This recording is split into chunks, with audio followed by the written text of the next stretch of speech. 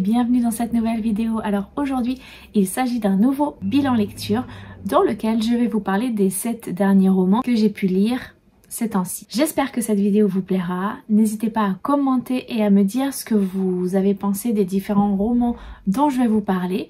Et puis si vous êtes trop timide, eh bien je ne sais pas, mettez un emoji chat, pourquoi pas. Parce que dans un roman dont je vais vous parler, il y a une histoire de chat noir. Et je vous attends en commentaire. En tout cas, sachez que ça me fait toujours plaisir de vous lire et de pouvoir discuter avec vous. Je vous remercie en tout cas par avance. Et puis c'est parti tout de suite. Let's go! Alors pour commencer, je vais vous parler d'une relecture d'un premier tome de saga qui avait été pour moi, lors de ma première lecture, du coup en 2021, un très gros coup de cœur. Mais pour lire le second tome, j'avais finalement assez peu de souvenirs. Donc j'ai préféré relire ce tome 1 et il s'agit du Sang et la cendre de Jennifer L. Armentrout et publié chez De Saxus. Donc dans ce premier tome, on va suivre Poppy qui est la pucelle de son royaume, c'est-à-dire qu'elle vit un petit peu recluse, surprotégée, elle porte tout le temps un voile, personne ne peut la voir, personne ne peut parler avec elle, interagir avec elle, et elle est destinée en fait à être donnée aux dieux pour sauver son royaume qui est menacé par des êtres un peu maléfiques, des forces obscures.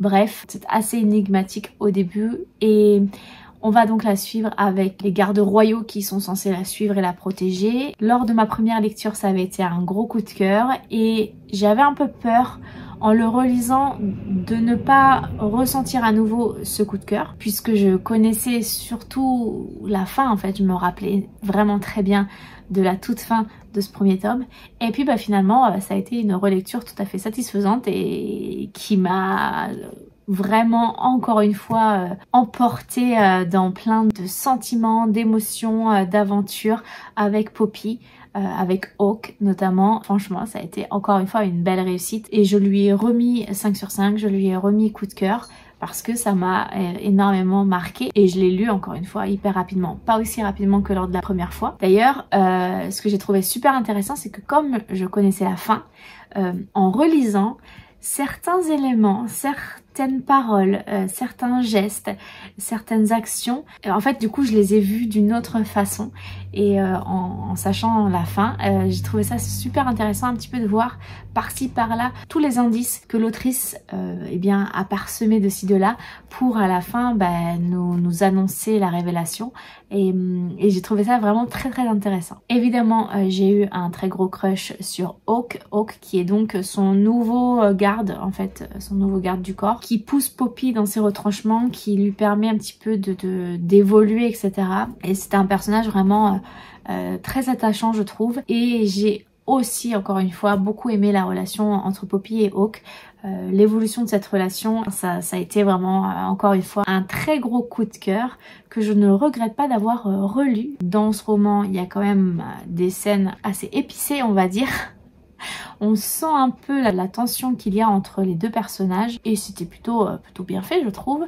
Et du coup en ce qui concerne la citation, il s'agit de Hawk qui dit à Poppy: la prochaine fois que tu sors, enfile des chaussures plus robustes et des vêtements plus épais. Ces chaussons risquent de te tuer et cette robe, elle risque de me tuer moi. Du coup j'ai enchaîné avec le tome 2, donc Un royaume de chair et de feu, toujours par la même autrice et toujours publié chez De Saxus. Donc on continue de suivre leurs aventures. D'ailleurs le tome 3 sort très prochainement je crois, en mai, avril ou mai, je sais plus exactement.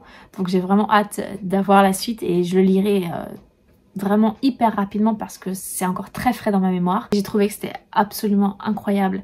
Le monde qui est imaginé, le monde qui est dépeint, la complexité de ce monde, c'était vraiment fort je trouve. Il y avait plein de péripéties, plein de rebondissements incroyables, ça n'en finissait pas en fait. Quand une action était terminée, il y avait quelque chose d'autre qui s'enchaînait derrière.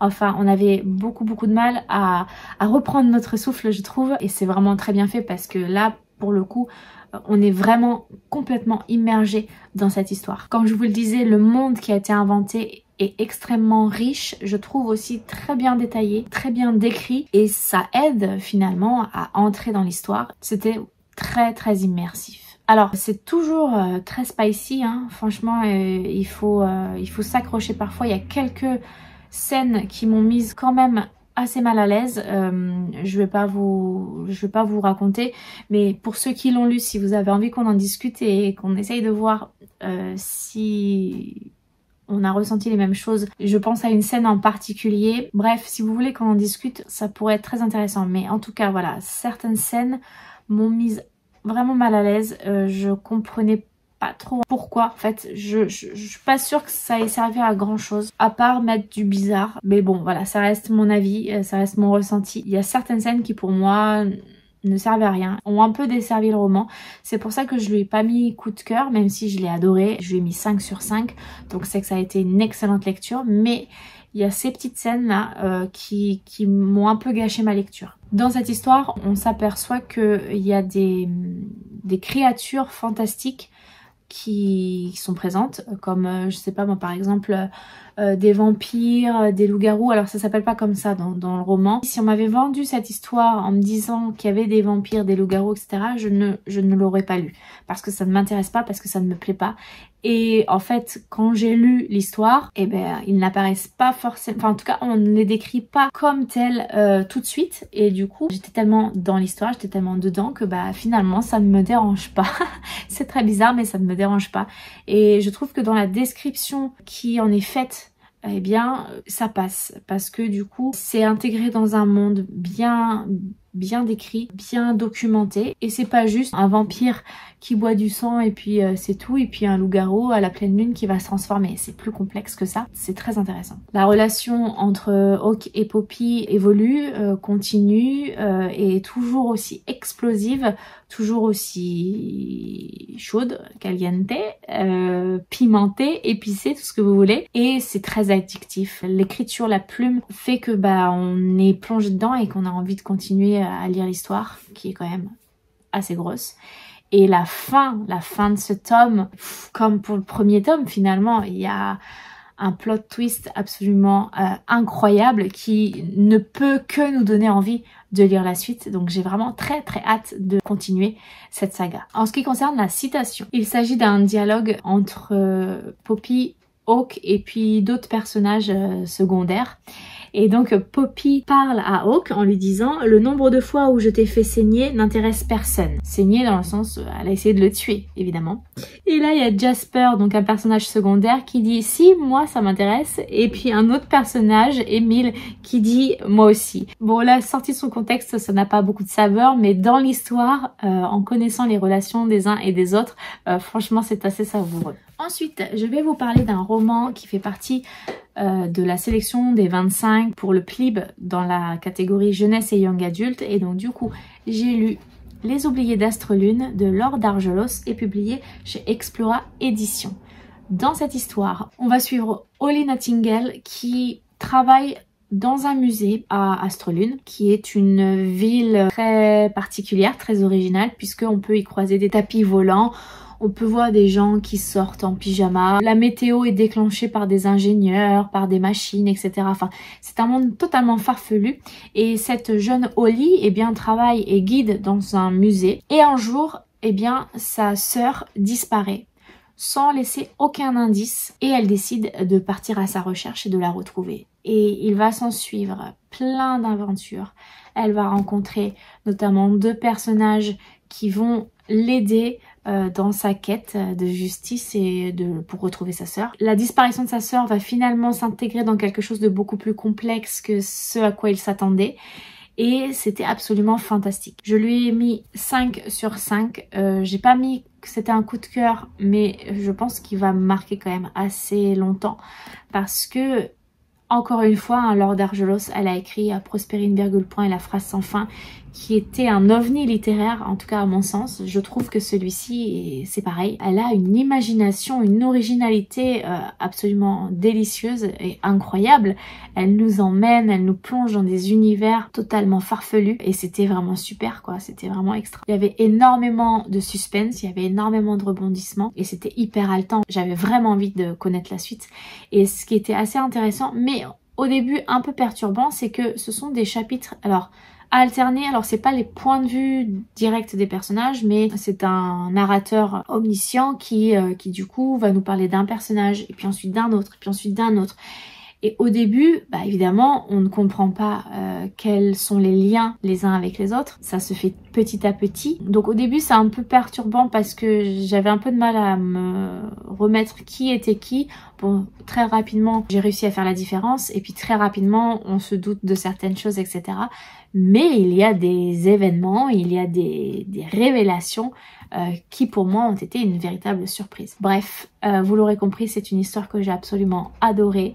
La plume est magnifique. En ce qui concerne la citation pour ce roman, c'est un extrait parce que je ne sais plus à quel moment il était, je l'ai juste gardé en mémoire. Mais l'immortalité n'est en rien un cadeau, c'est de savoir que l'existence a une fin, qu'elle peut s'achever du jour au lendemain, qui pousse l'être humain à se surpasser. Alors ensuite, je vais vous parler d'un roman jeunesse. Et c'est d'ailleurs à cause de ce roman que je vous ai parlé de l'emoji chat. Il s'agit d'un nouveau David Walliams que j'ai lu, qui s'appelle Mamie Gangster a encore frappé, et c'est publié chez Albin Michel Jeunesse dans leur collection Witty.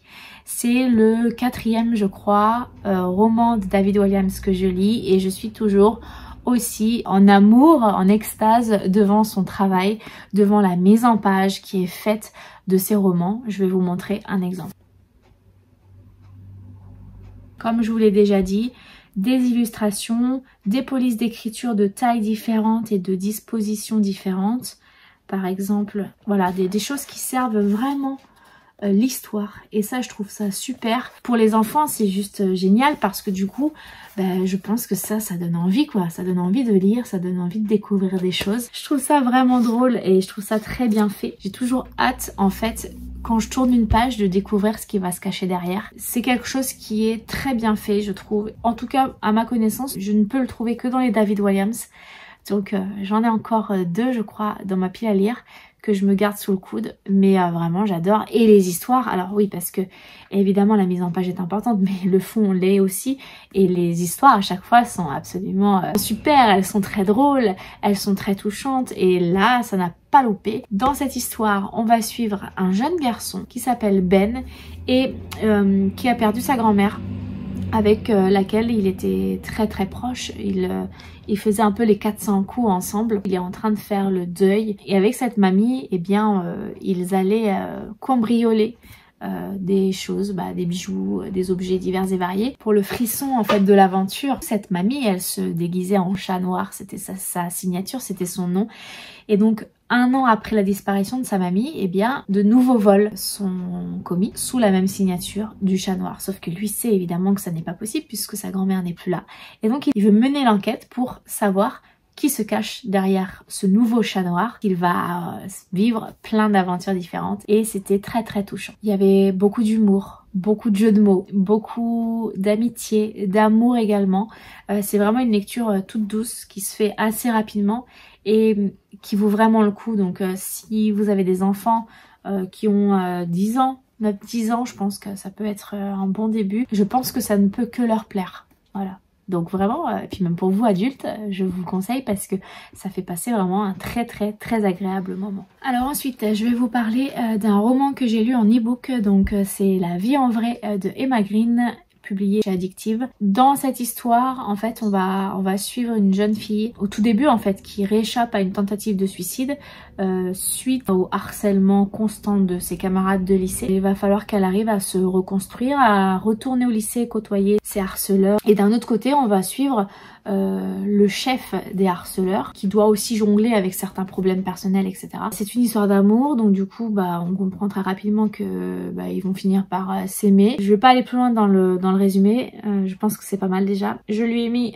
3,5 sur 5. J'ai pas du tout été emballée en fait par cette histoire, qui pour moi était complètement irréaliste. Je ne peux pas admettre, je peux pas comprendre que quelqu'un qui se fait harceler à tel point qu'il va essayer de se suicider puisse tomber amoureuse de son tortionnaire. À part si la personne souffre du syndrome de Stockholm, je comprends pas. Ça aurait été pris d'une autre manière, dans le sens où elle se fait harceler, ok, pourquoi pas, mais que ça n'aille pas jusqu'au suicide quoi. Enfin là c'est quand même extrême. Enfin il y a vraiment quelque chose qui m'a énormément gênée dans cette histoire. Je me suis pas du tout sentie à l'aise avec les personnages. Peut-être aussi parce que moi je suis plus en âge d'être au lycée donc ça me touche moins. Pareil cette relation donc du coup entre les deux personnages qui démarre par un enemies vraiment très très fort. Parce que l'autre il voulait aussi qu'elle meure, hein, il lui a clairement dit, hein, et qui finit par un lovers, donc enemies to lovers. C'était très très malsain je trouvais.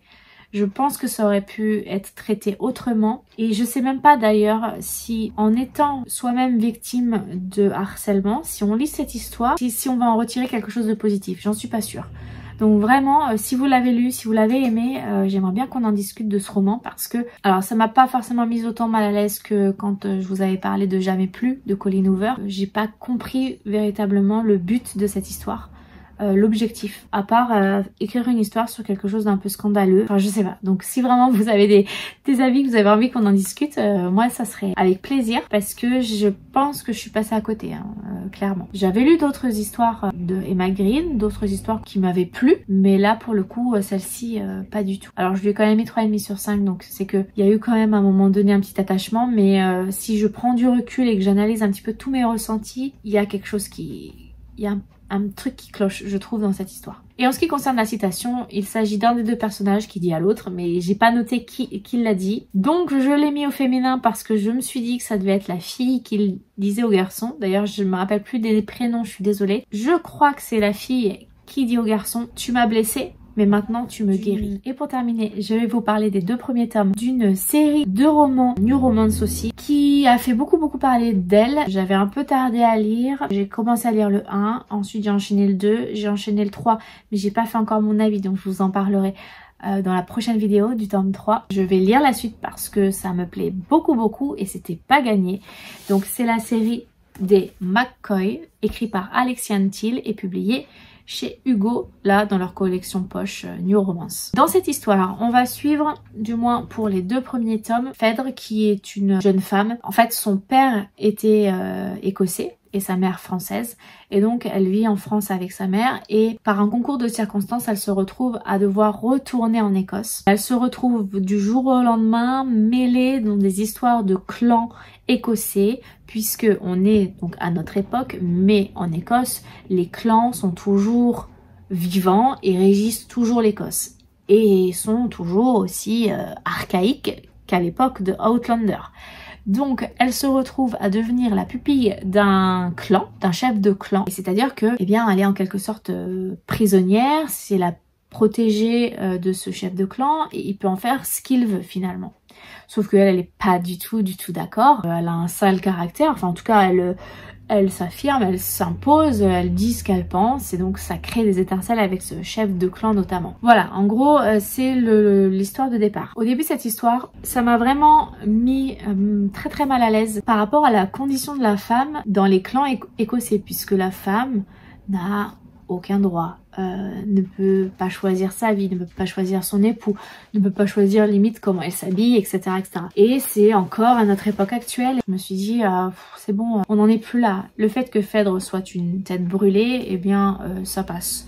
Ça passe parce que finalement, elle arrive un peu à détourner le problème et c'est même très intriguant, très haletant. J'ai été entièrement embarquée dans cette histoire de clans, de guerre de clans, de conflits, de complots, etc.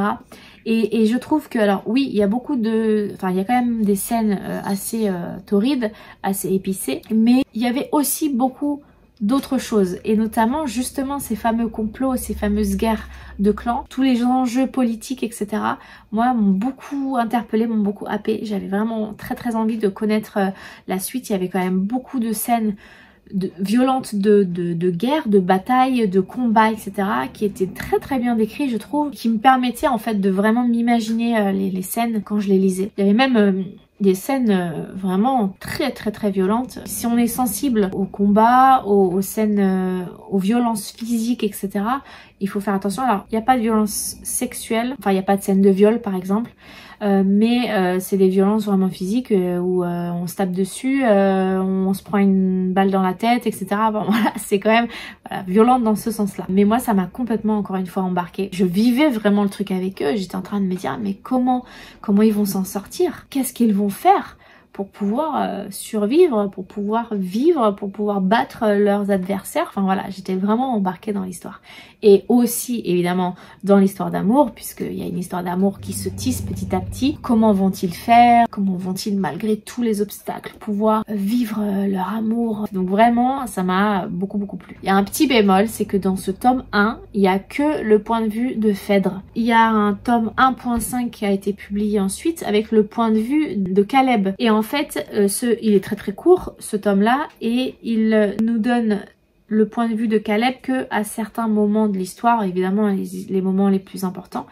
Et j'ai trouvé ça dommage, j'aurais préféré avoir des chapitres alternés en fait. Comme vous le savez, c'est ce que je préfère. Je pense que ça aurait été mieux. On a dû lui faire la réflexion peut-être à l'autrice parce que à partir du tome 2, les chapitres sont alternés avec les points de vue des deux personnages principaux. Donc c'est beaucoup mieux. En ce qui concerne la citation pour ce tome 1, c'est le père de Phèdre qui avait une citation qu'il disait régulièrement à son entourage et à sa fille. C'est en sonnant la retraite d'une bataille perdue d'avance que l'on gagne la guerre. Maintenant pour le tome 2, je vais aller très rapidement parce que c'est une suite, donc je vais pas aller dans les détails. On suit toujours Phèdre et Caleb. J'ai trouvé que ce tome, alors je lui ai mis 5 sur 5. Le premier, je lui avais mis 4 sur 5, je vous l'ai pas dit.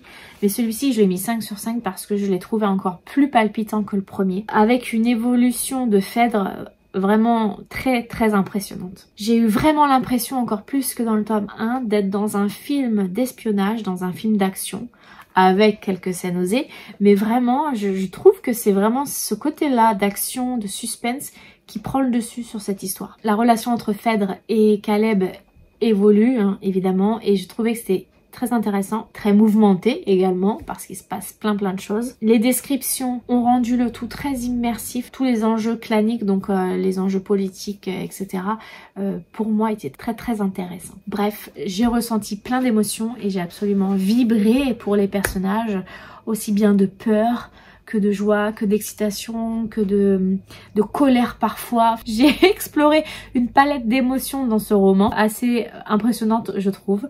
Et enfin voilà, j'ai vraiment beaucoup aimé. Le tome 3 est vraiment cool. Et là, j'ai commencé le tome 4 où on part dans un autre clan. Donc là, j'ai un peu de mal à me détacher. J'en suis qu'au tout début, donc je vous en reparlerai très prochainement. En ce qui concerne la citation pour ce tome 2, il s'agit de Phèdre et de Caleb qui discutent l'un et l'autre. Caleb qui dit à Phèdre « Je t'aime Macléod », c'est son nom de famille, et Phèdre qui lui répond « Va te faire foutre McCoy ». On imagine bien l'ambiance qu'il peut y avoir entre ces deux personnages. Voilà, cette vidéo est terminée. J'espère qu'elle vous aura plu. N'hésitez pas encore une fois à mettre des commentaires pour qu'on puisse discuter de ces différents romans. N'hésitez pas à mettre un petit pouce bleu et à vous abonner à ma chaîne si ça n'est pas déjà fait. Et puis je vous souhaite de passer une très bonne journée, de faire de très belles découvertes livresques. Et puis je vous dis à bientôt pour une prochaine vidéo. Ciao!